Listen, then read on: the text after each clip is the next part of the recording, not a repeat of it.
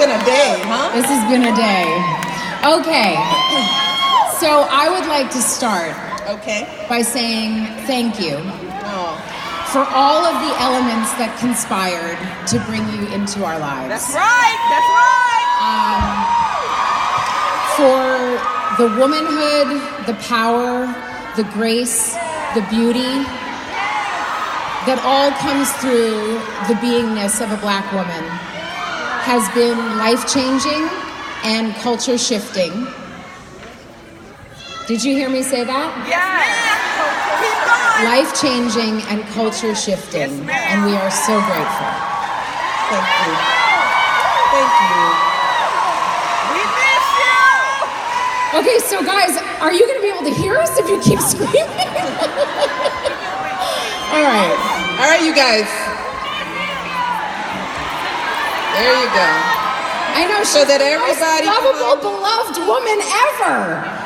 Oh my God, I am humbled, and I'm honored and happy to be here. Tracee and I were being bad backstage chatting. We were chatting, and we almost missed our intro. Is that us? So, thank you, Tracee, for being here. I this is one of my favorite people in the whole wide world. Isn't there that picture of us? So, Mrs. O and I met in 2008, 2009. I went to the White House at the time for a mentor program. And we started a dialogue that I believe that we are still in. We're still in. I know that all of you feel this, but even now, as two friends that text each other, I still cannot call her Michelle. That, you know. And I trick around it like, hey. I know. A lot of people do that. It's like, hey, it's like, you don't know what to call me now, do you? I won't do it. It's Michelle. No, you make me feel like I want to curtsy. It's odd. It is odd. You can't call me hey you for the rest of our lives. All right, we'll see. Okay, all right, but take your time. I was raised where, you know, respect is given, and you deserve it. Well. So, all right, let's get into the conversation. Okay, let's talk. So there's a lot of talk about using your voice, standing up for something. And I'm curious if you remember the first time that you used your voice, or that you couldn't be an innocent bystander, like you had to speak up, and what it was that gave you the courage to do that, and what it felt like. You know, there are so many of those instances because I was that little kid. I was the bossy little kid, and I was fortunate enough to have parents who appreciated my opinions and my voice from a very early age. And I say that to parents out there. You know, how do you start teaching voice? You teach it young by listening and asking your child questions and hearing their opinion. And, you know, you can't be rude, but I was allowed to express myself. And one of my first times, I remember my paternal grandfather, Dandy, and I write about this in my book. Dandy, I love my grandfather, Dandy. But he could be kind of a bully sometimes. And for reasons I discuss in the book, just the way his life worked out and his disappointments, there were times that sometimes he would be a bully to my grandmother. You know, just sort of complaining about dinner. And we would go to dinner at their house every Sunday. He'd have the big console TV on, and he'd have his cigar in Chicago. And he would be complaining about something, you know. And I was probably 4 at the time, and no one contradicted Dandy, except for me. And at a very early age, I would just go up to him and say, Dandy, why are you yelling? You know, what is your problem? You shouldn't yell at grandma like that. And my aunts and uncles, who were younger than my father, but they were teenagers at the time, they would never talk back to him. And I felt like I had to stand up for my grandmother because she was more traditional. You know, you didn't talk back to your husband, and she was a church-going woman. She was very soft-spoken, and she would just sort of take it. But I just couldn't stand by, even at 4, and watch her be yelled at for no reason. So, but my parents supported that. And I was going to say, so that brings me to another question that I have, which is one that my mother wanted me to ask. Yeah. Which is, and by the way, we know her mom, right? I actually have, I remember saying when you were talking, I remember, because my mom also encouraged a voice. And I remember, I don't know how old I was, very, very, very young. And my mom did you can't have your cake and eat it too. Yeah. And I said, why not? And she said, I don't know. But I had a tendency to, and I had to learn how to do it respectfully. That's right. But but it starts very young. It does, and it grows into something. Even teachers, I mean, if I felt like some injustice happened to me at school, I spoke up. I remember I couldn't get I didn't get all the words right in a spelling exercise or a reading exercise when I was in kindergarten. I missed the word white. I couldn't sound it out. I could read. I could read, but for whatever reason, that was the first time I remember choking in kindergarten. I just choked. I got all the letters. I could read. I knew I could read, but it was a little peer pressure. I got nervous. I blacked out. And I remember this clearly, and there were 3 other smart kids in the class, and I knew that I needed to get a star that day or else the teacher wouldn't think I was smart. So I went home and I stayed up all night working on those words, and I went back, and that poor little kindergarten teacher, I said, I want to redo my words. And she said, well, we're not doing that today. And I said, nope, I gotta get my star today. And she pulled me aside and we tested the words and I got them all right. She gave me my star. She probably thought, please just go play with the blocks. But I don't even know where you came from. I hear 2 good lessons there. When you get nervous, which is so interesting to think that you get nervous. Oh God, But when you do, that you can sometimes get another try. Absolutely. And we learn from our mistakes and in those moments, because so there's 2 parts to what I was thinking as you were talking. Do you remember something specific that someone said to you growing up that helped to guide you to become the woman you are today? And I wonder if that came from your mom, hearing the relationship that you had. It's never one thing. It's like it's all many lessons. I mean, when you have my mom is my rock, my role model. My parents, so much of the lessons that they taught us spin around in my head every single day. But the thing that makes you, it isn't the one thing, it's the many things, it's whether you got that star in kindergarten, it's what that 3rd grade teacher said to you that made you feel good about yourself. It's the fact that it was the love that my father showed me. I mean, this is the thing for men in the room. I mean, having a man in a young woman's life who adores her and treats her like an equal to my brother. My dad taught me to box right along with my brother. He got me my little set of boxing gloves, and I was punching out my cousins, and we were right there in it. When he taught my brother how to throw, he taught me how to throw. It's little things like that, but the thing about it is, Tracee, which is what we have to remember, little kids remember all those good points of input, but they remember the bad too. Yeah. Kids know when they're being invested in, when people believe in them, when people care about them, but kids also know when they're not being invested in. They know when they're labeled a bad kid early, when somebody doesn't give them a break, when they're not in a good school. Kids know when they're in the school that's not being invested in. And that's the thing we lose sight of. We think, well, they're just kids. It's like, no. Kids know. They know when somebody cares about them and when somebody thinks highly of them, and they know when people don't give a crap about them. So then the question would be, because there are a lot of people that is the reality of their experience. They don't either have that parental guidance or love, or they're in experiences where the actual environment is not treating them as the treasure that they are. So how does one find that? Ooh, you got to find it wherever you can. I mean, and what I tell young kids is that, all it takes is one good person, you know, and kids know those good people in their lives.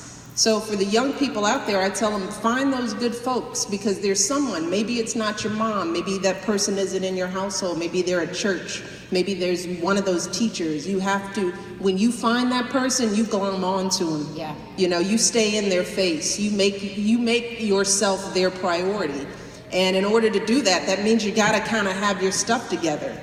You know, because people are always looking for the good kids. They're looking for kids to mentor. And you know, your life isn't sunk because your mom didn't do what she was supposed to, or your dad. There are plenty of kids who are beating the odds every single day. Yep. And it's because they believe the voices that they know. At some point, you're born with some innate sense of what is possible.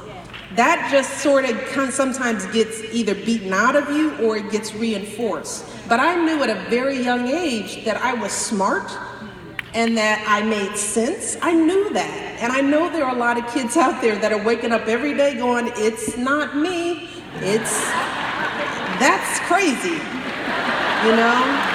And that's what you want to tell kids, to trust that part of themselves, because you do get that instinct at a very young age. So when you know you're smart, you find the person who sees that in you.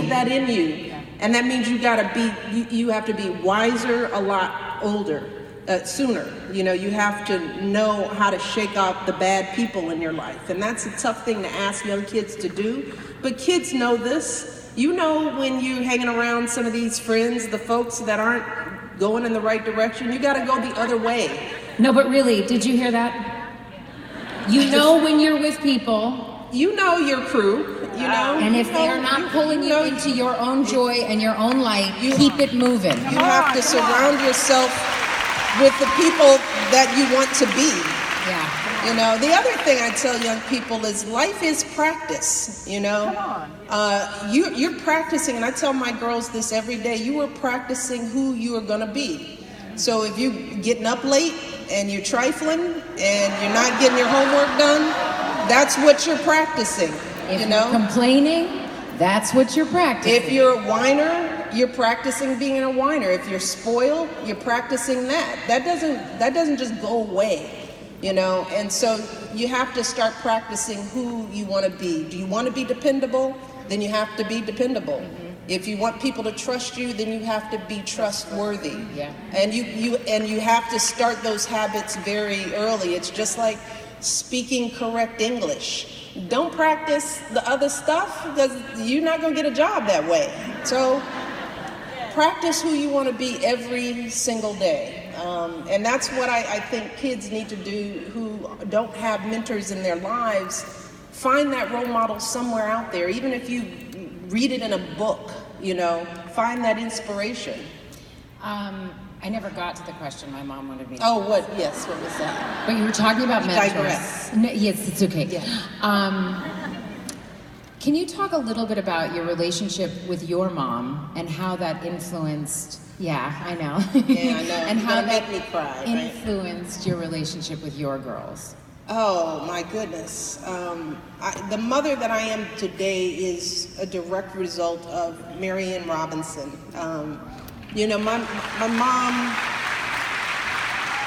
is one of the smartest people with just plain old common sense. And the thing she always said that I do remember is that she told me and my brother, she says, I wasn't raising children, I was raising adults. So she treated us, she practiced treating us in the way she wanted us to be. So again, she always talked to us like we had sense. Mm-hmm. She never used baby talk. She would ask you to explain yourself, and she would include you in big grown-up conversations. There was never anything that she wouldn't talk to us about. If I had questions about, you know, that uncle in the back, you know, it'd be like, well, let me tell you his story and why he's back there and how you stay out of the back closet. Everybody's got an uncle. You don't knock on his door. When he comes out, he's a little drunk. We had our share, you know, and be like, well, what's wrong with him? Well, let me tell you his story. So there was never anything off limits. She she gave us chores early on. My father, they taught us the value of money. I remember my father one day, my brother thought we were rich. I don't know why, because we, that's how we were rich with love in our little bitty apartment. But one day he put out his whole paycheck. He had it in cash. And he sat there with my brother and he laid out every bill. And he put money on top of every bill he had to pay in the month, and then what he was left with, which wasn't much, he said, this is what goes to everything that you asked for. And we were young at that time, and if you're sitting there with your dad with maybe $20, $40 for the rest of the month, you start thinking about whether you really want those new pair of shoes and whether you really need to do that extra thing. That's how our parents were. That's who my mom was to us. So she had a lot of common sense, and so I emulate her in the relationship that I have with my girls. I mean, I want them to talk to me about everything. So that means I gotta be open and I can't be judgmental, and you have to get that mom face right. It's like, oh, did that happen? Okay. Tell me more. Right. You just try not to react so you get the good information. You're just sitting there just like, you did what? Okay. Fix the face. It's like, okay, continue. I try to tell Sasha and Malia, do not go to other 14-year-olds for information, because all you all are dumb. Come talk to me. It's like, you all know nothing. Don't be sitting around in your little crew figuring out life. It's that's like the age where it starts that you think you know everything. And it's like, all of you are dumb. You know nothing. Love you. In your experience. So let's just talk about it. Don't ask Olivia what she thinks about sex. It's like, she doesn't know. Your girls have had the same friends though for a long time, because I've been around the same group. Oh yes. Yeah. And so they've got a good core group. They got a good core group, and they thought they knew everything at 14, and they did not. So I try to be open with my girls, and also help them practice their voice. Yeah. Because if they're not practicing with us, with me, with Barack at our dinner table, if they aren't learning how to make arguments and how to express themselves, Barack Obama.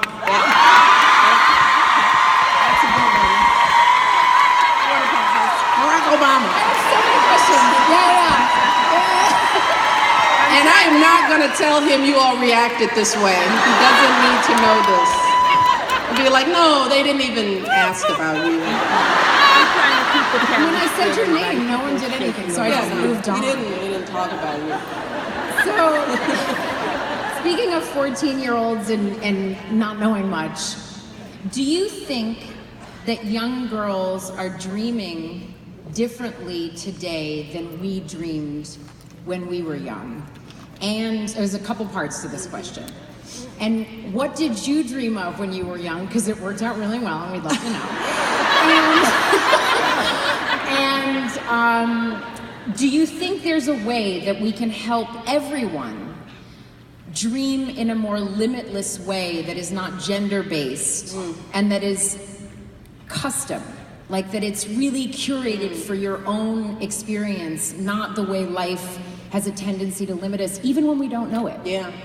Because I know that for me, you and I have talked a lot about this. Culture was egging me to dream of my wedding. Yeah.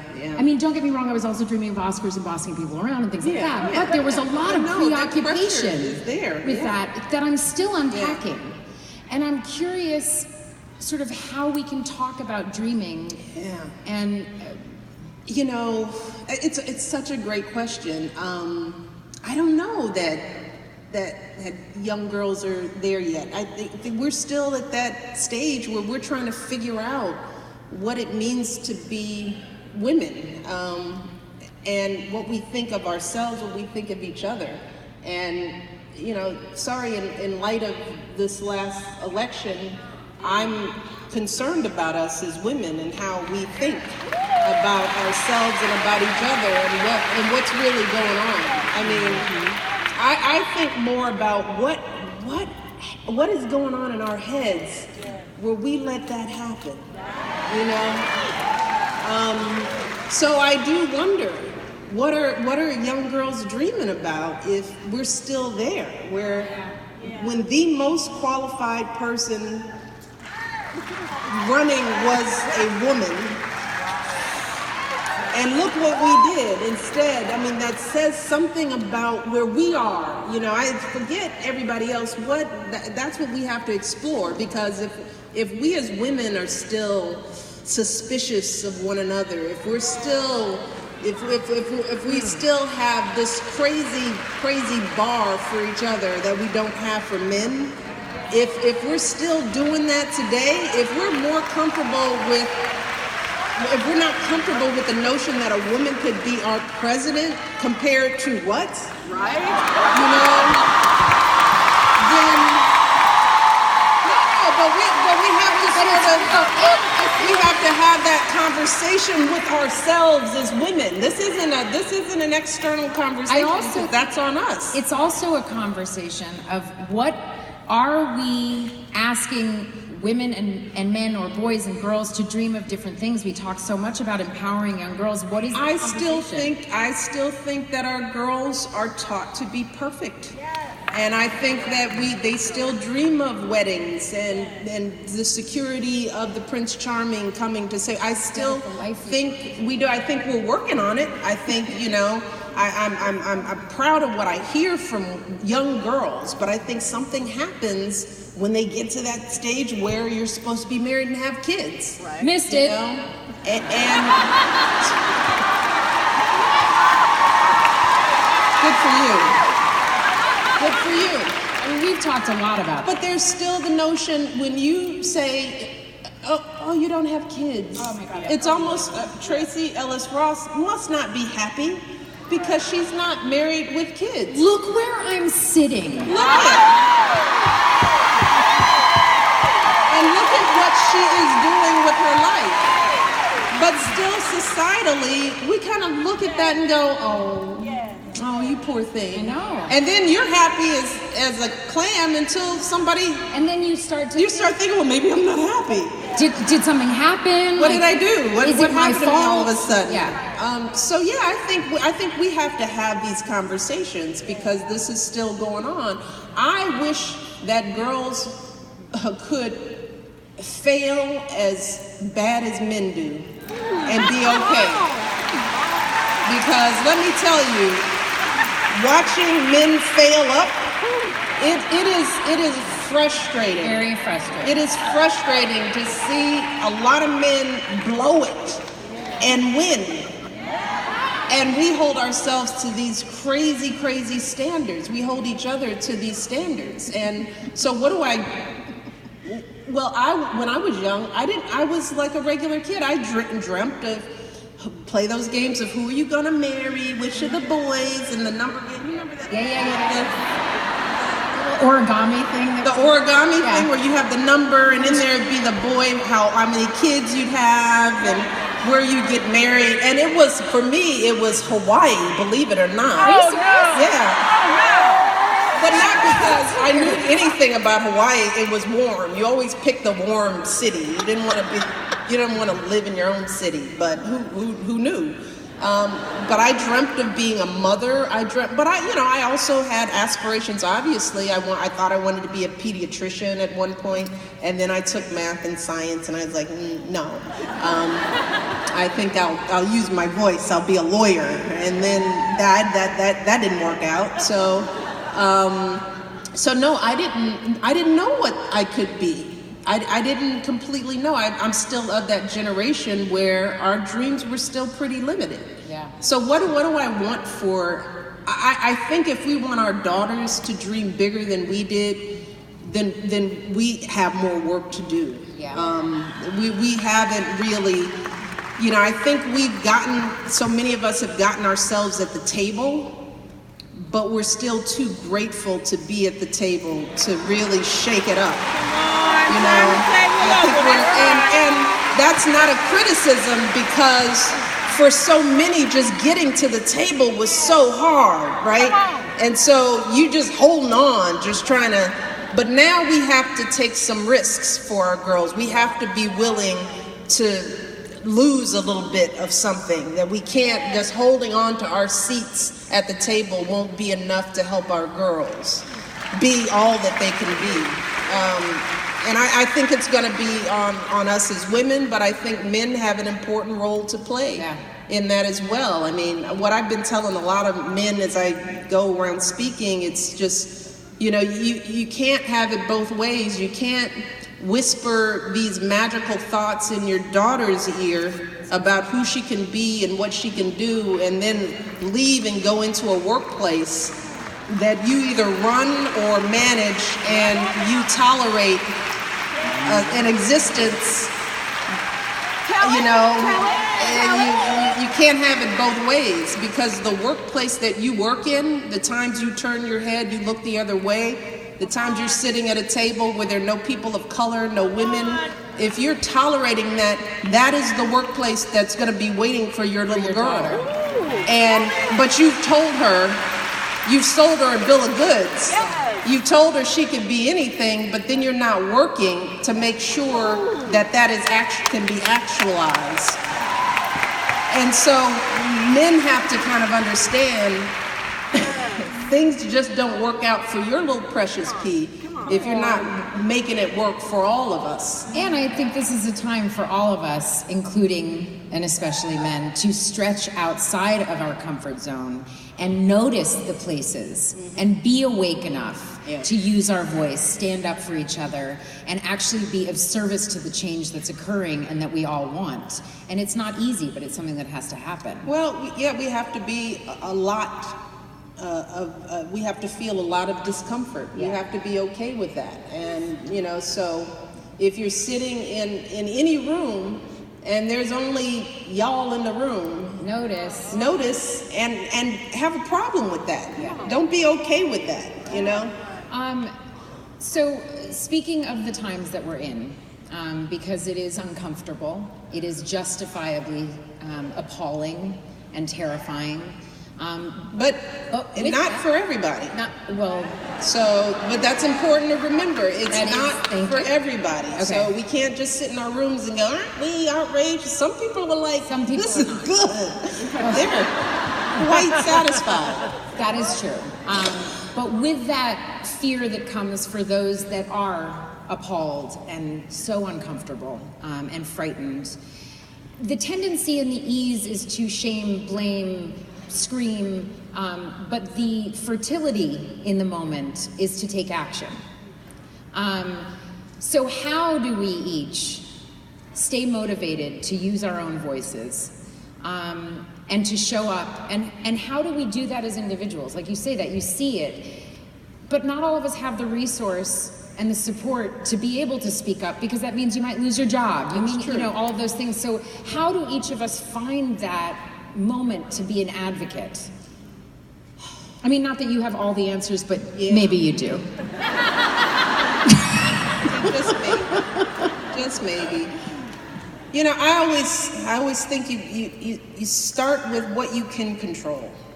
You know, you start there, because thinking about changing your workplace and, you know, changing the way the world thinks, that's big, and it gets daunting, and then you shrink from that, right?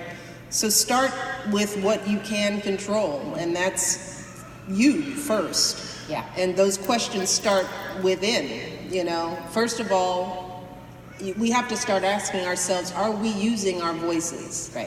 Are we, when are we not? When are we playing it safe? And at least be cognizant of that fact, and understand, well, these are the times that I shrunk away from doing more than I could, and let me think about why that was. Stop that. but we think about, well, that's a whole nother story, because you know, that's not the answer either. And when I hear people say you run, it's part of the problem. You know, what we still didn't get yes we can right. It's not yes you can, it's yes we can. And until we get that right, It doesn't matter who runs, because look, I don't think I'm any different from Hillary. And until women get this stuff right, there's a lot of people are like, you do it, and then it's like, oh, my bad, I'm sorry. And there's midterms coming up, for example. I didn't feel like it, you know. So we've got a lot of work to do before we're focused on the who, because we're the who. That's right. We are the answer. All of us here in the room are the answer to our own problems. It is not finding the one right person that we think can save us from ourselves. It's us. That's right. It's us.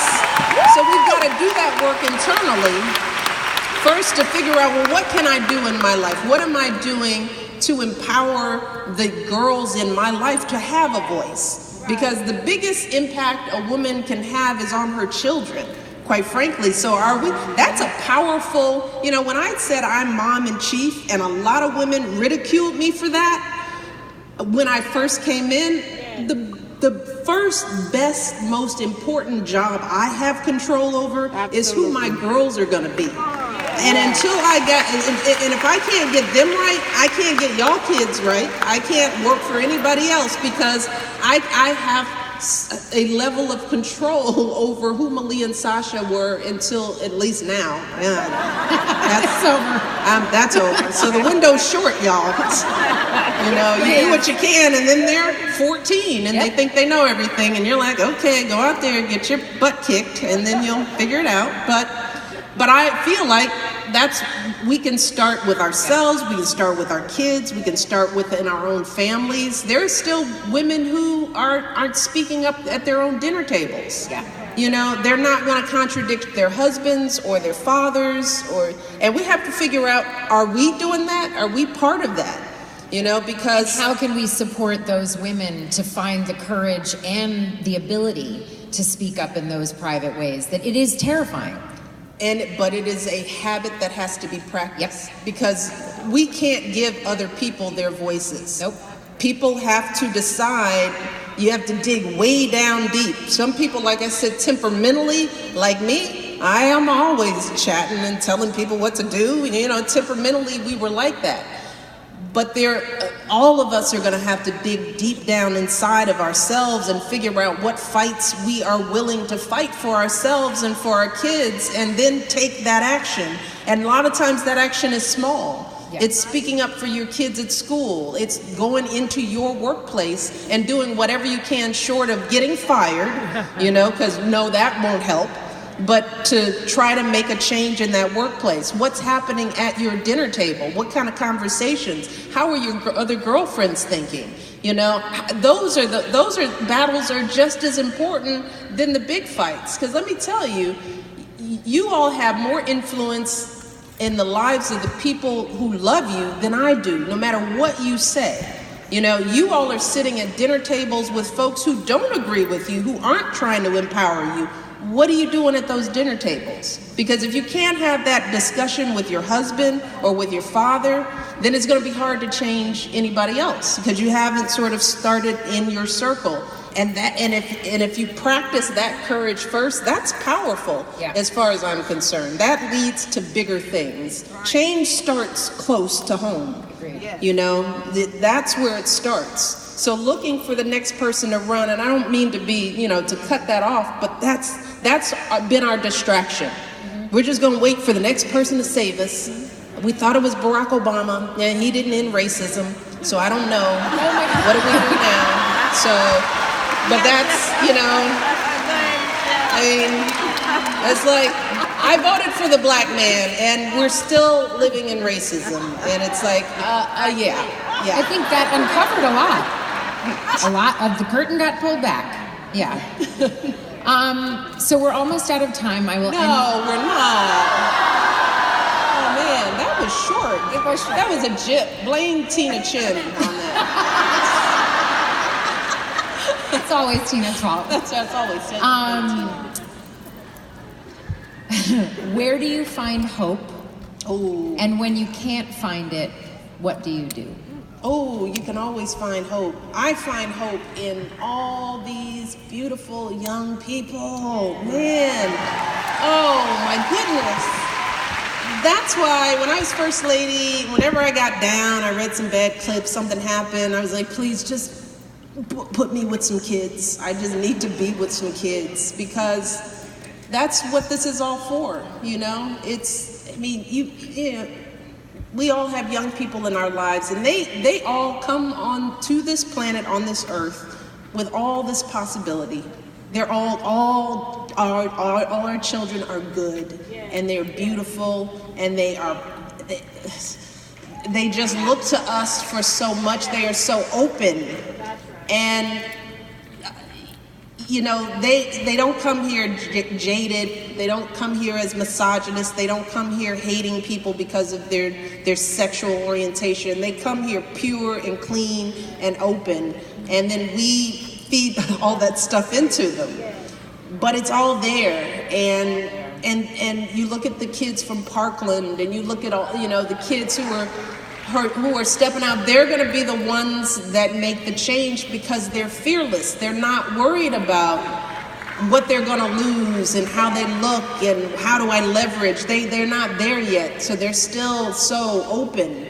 And everything I do, I think about how it's going to impact these young people. And you think, because of them, we can't give up. I mean, what choice do we have?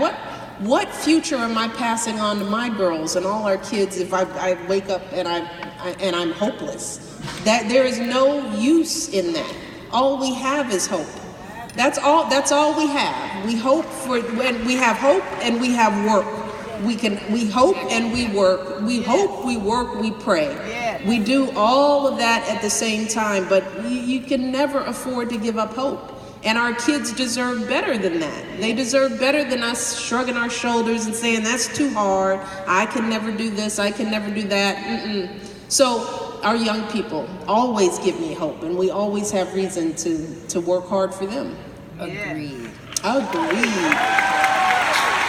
It's so hard to let it end. Well, let me just say this. This room, this summit, this is also a reason for hope, because I think some of what we miss is that we don't often, in this internet world, in this social media world, we don't come together, and you feel alone, right? And you watch the news and you think that doesn't reflect me, or what is this world coming to? And then you come into a room like this, where there are so many people from so many walks of life who want the same thing. And this is America, and it's everywhere. It isn't just locked up in little cities, and it's everywhere. We just get confused because we don't get to talk to each other. We don't get to connect, and we don't get to remind ourselves of how much we have in common as a people, that we want just basic stuff like my mom and dad. We want decent jobs. We want our kids to get a good education. We want to have some health insurance. We want our kids to go to college and have a good life. We want to be able to retire and live in dignity. You know, not everybody wants some big home or man cave and a big car and a jet. You know, most people don't. You know, they respect each other. They live with decency and truth. That's who we are, and times like this should remind us all, you know, of what we're all working for. And I'm proud of everyone who's worked to organize this, to keep these efforts up.